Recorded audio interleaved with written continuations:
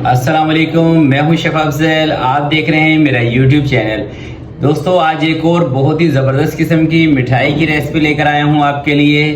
तो आज मैं आपको दूध के साथ एक इतनी मज़े की कलाकंद आपके साथ शेयर करने वाला हूं कि अगर जो दोस्तों आप ये रेसिपी बनाएंगे तो 100% मुझे यकीन है कि आपका दिल खुश हो जाएगा। पहले तो जब आप ये वीडियो देखेंगे तो इंशाल्लाह आपका दिल खुश होगा और ये रेसिपी आप बनाएंगे। एक तो लो कॉस्ट है और दूसरा बहुत बनाने का जो तरीका है वो बहुत आसान है। कम चीज़ों के साथ हम इसको बना सकते हैं और वही चीज़ें जो हमारे घर में मौजूद होती हैं, हमारे किचन में हर वक्त मौजूद हैं, उन्हीं के साथ ये बनेगी। तो बहुत ही आसान और ज़बरदस्त और टेस्टी मिठाई है। तो बिना टाइम ज़ाय किए चलते हैं आज की ज़बरदस्त रेसिपी की तरफ और देखते हैं कि ये बनाने के लिए हमें किन किन चीज़ों की ज़रूरत है। तो चलें शुरू करते हैं। बिस्मिल्लाहिर्रहमानिर्रहीम। सबसे पहले दोस्तों चूल्हे पर रखते हैं एक कढ़ाई और इसके अंदर मैं ले रहा हूँ 2 लीटर फुल फैट दूध। तो फुल फैट दूध जब मैं आपको बोलता हूँ तो इससे मुराद ये है कि ये फुल मलाई वाला दूध होना चाहिए। आप डब्बे वाला ले लें, डेयरी वाला ले लें, जो भी दूध आपके पास मौजूद है आप ले सकते हैं, बस फुल फैट होना चाहिए। शर्त यही है इस रेसिपी के अंदर। तो सबसे पहले हमने दूध को उबाल दिला लेना है और जब तक दोस्तों दूध में उबाल नहीं आएगा इसमें चम्मच चलाते रहना है, क्योंकि जो फुल फैट दूध होता है ये नीचे चिपकता ज़रूर है क्योंकि ये दूध ज़्यादा भारी होता है इस वजह से। तो फ्लेम आप हाई रख लें, मीडियम रख लें, जिस भी फ्लेम पे आपको इसको उबाल दिलाना हो आप दिला सकते हैं। तो जब तक दूध को उबाल आता है जब तक इसका इंतज़ार करेंगे। और ये दोस्तों जो मिठाई बनेगी इतनी मज़े की बनेगी कि यकीन जानिए आप एक दफ़ा जब ये रेसिपी बनाएंगे तो इंशाल्लाह आप ज़रूर खुश होंगे ये रेसिपी बनाकर। तो 4 अदद दोस्तों सब्ज़ इलायची जैसे ही दूध थोड़ा सा गर्म हुआ इसके अंदर मैंने शामिल कर दी हैं। चलें जी, दूध को उबाल अब आ चुका है। अब इसके अंदर शुगर शामिल करेंगे 1 कप और इस दूध को सिर्फ़ और सिर्फ हमने पकाना है, ना तो इसको फाड़ना है और ना ही इसका और कुछ करना है। सिर्फ़ और सिर्फ दोस्तों इस दूध को पकाना है और वो भी तेज़ आंच पर। तो 1 कप मैं शुगर ले रहा हूँ, ये बिल्कुल परफेक्ट है। इससे ना तो मीठा तेज़ होगा ना हल्का होगा, तो ये दरमियाना सा मीठा रहेगा। अगर जो आपको तेज़ मीठा करना हो तो आप ज़रा सी शुगर एक्स्ट्रा ले सकते हैं। तो थोड़ी थोड़ी देर के बाद इसके अंदर आपने चम्मच भी चलाते रहना है जब तक दूध आपका पतला हो। और जब दूध थिक हो जाएगा फिर आपने दोस्तों इसके सर पे खड़े होके और इसमें चम्मच चलाते रहना है। तो इस वक्त मैंने भी इसको छोड़ा हुआ है जब तक दूध हमारा थोड़ा सा थिक हो जाए।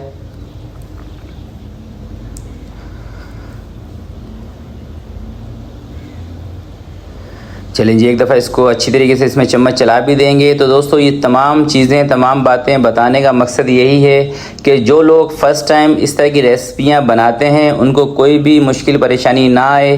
और मेरी कोशिश यही है कि एक एक चीज़ आपको ज़रूर बताऊं ताकि आप जब अपनी रेसिपी बनाना स्टार्ट करें तो आपकी रेसिपी भी बिल्कुल मेरी तरह बने। तो दूध देखें माशाल्लाह से हमारा आधा रह चुका है और आधा दूध इसमें से ख़त्म हो गया है, यानी कि खुश्क हो गया है और साइडों पे थोड़ा सा जम रहा है मलाई। इसको भी कोशिश कीजिएगा साइड से उतारते रहें। और जब दोस्तों दूध इस कंडीशन में आ जाए फिर आपने इसमें चम्मच लाजमी चलाना है, क्योंकि इस कंडीशन में आके दूध नीचे बहुत जल्दी लग जाता है। और फ्लेम भी इस स्टेज पर आकर आपने मीडियम रख देना है। तो अब इसके अंदर मैं देसी घी शामिल कर रहा हूँ। यह है मेरे पास हाफ़ कप देसी घी, यानी कि जो मेजरमेंट वाला कप होता है ये उससे छोटा कप है। 1 कप मैंने लिया है ये देसी घी का। और अगर जो आपके पास देसी घी ना हो तो आप बनास्पति से भी बना सकते हैं। तो आधा घी अभी इसके अंदर हमने शामिल कर दिया है और आधा घी बाद में इसमें शामिल करेंगे जब ये थोड़ा सा और ड्राई हो जाएगा।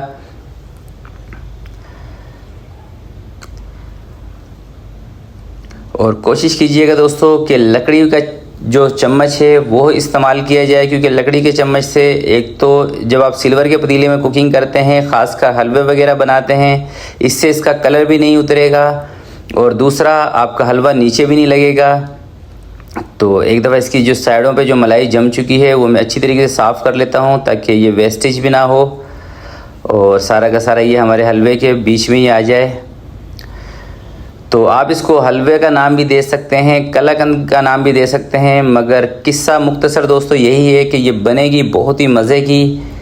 तो मैंने ये ट्राई की हुई है और ये मुझे पसंद भी बहुत है, इस वजह से मैंने सोचा है कि मैं आपके साथ भी ये रेसिपी ज़रूर शेयर करूं और रिक्वेस्ट करूंगा कि एक दफ़ा आप चाहे 1 लीटर दूध से बनाएं या 2 लीटर दूध से बनाएं, ट्राई ज़रूर कीजिएगा। इंशाल्लाह आपको बहुत मज़ा आएगा ये बनाकर भी, और जिसको आप ये खिलाएंगे उसको भी। तो थोड़ा सा हमारा दूध और खुश्क हुआ था, तो इसके अंदर जो बाकी का बचा हुआ घी था वो भी अब इसके अंदर मैंने ऐड कर दिया है। तो अब इसको बस 2 से 4 मिनट तक और पकाएंगे, और बस इतना पकाएंगे कि ये पैन को अच्छे तरीके से छोड़ दे।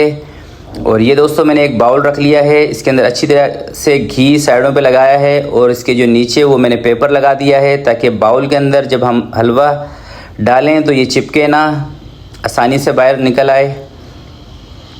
चलें जी, अब बिल्कुल फाइनल है तकरीबन हमारा हलवा, क्योंकि अब दोस्तों इस कंडीशन में आके जब ये साइडों को छोड़ने लग जाए और थोड़ा सा थिक हो जाए तो आप समझ जाइएगा कि ये जो आपका हलवा है, आपकी कलाकंद है, ये तैयारी की तरफ है। तो बस 1 मिनट या इससे भी कम टाइम इसको और पकाएंगे।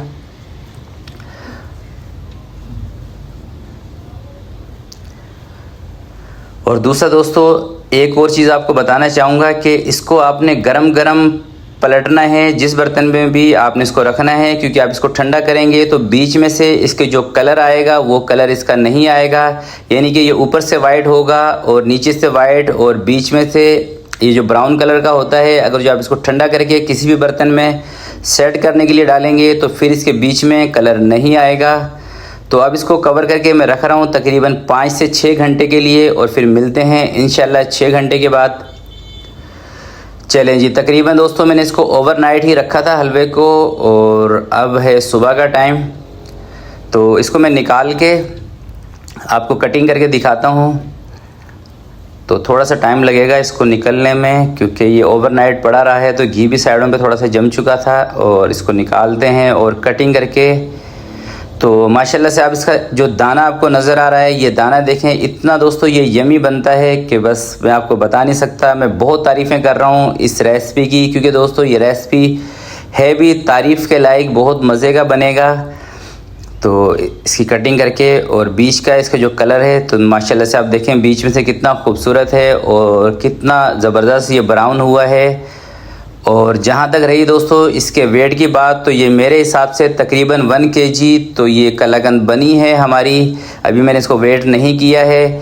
तो इसके आप पीसीस बनाएं, और पीसीस बनाकर दोस्तों एक और बात आपको बताना चाहूँगा इसकी शेल्फ़ लाइफ के बारे में। आप इसको 8 से 10 दिन तक इस्तेमाल कर सकते हैं, मगर आपने इसको फ्रिज के अंदर या फ्रीज़र के अंदर नहीं रखना, रूम टेम्परेचर पे रखिएगा।